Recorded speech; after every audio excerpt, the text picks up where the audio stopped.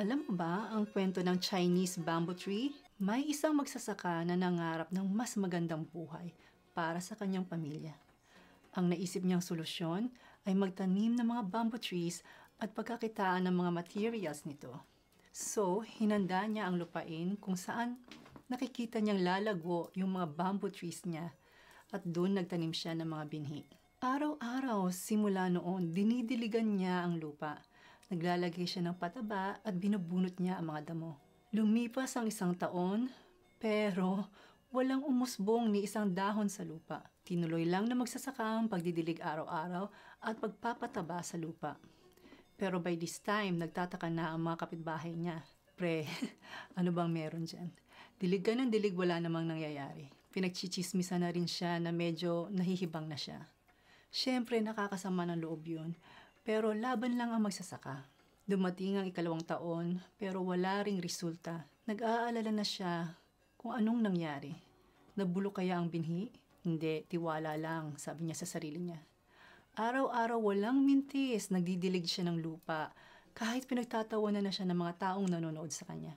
3 taon na, wala pa rin sumisibol na buhay sa lupa.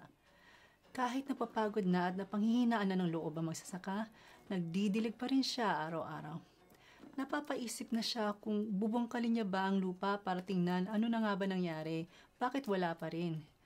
Minsan naiisip niya rin yung mga comments sa kanya na sana nagstay na lang siya doon sa alam niyang itanim. Dumating ang 4 na taon, nagdidilig pa rin siya sa animoy na katiwangwang lang na lupa. Wala pa rin ni isang umuusbong. By this time, manhid na siya sa mga sinasabi ng mga tao sa paligid niya. Nagdidilig pa rin siya sa lupa kasi nakagawian na niya. Pero hindi siya bumibitaw sa pangarap niyang magandang buhay para sa pamilya niya. Dumating ang 5 taon. Ang bakanting lupa ngayon ay punong-puno na ng mga bamboo shoots.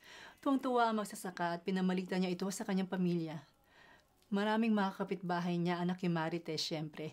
At kumalat ang balita hanggang buong bayan na ang nakakaalam. Sa loob lamang ng 6 na linggo, lumaki at tumaas pa ang mga bamboo trees niya up to 90 feet. This time, validated na lahat ng mga paghihirap niya. Yung mga dating pinagtatawanan siya, bilib na sa kanyang patience, determination at resilience. Nanghihingi na sila ngayon ng tips sa kanya para makapagtanim na rin sila ng bamboo trees.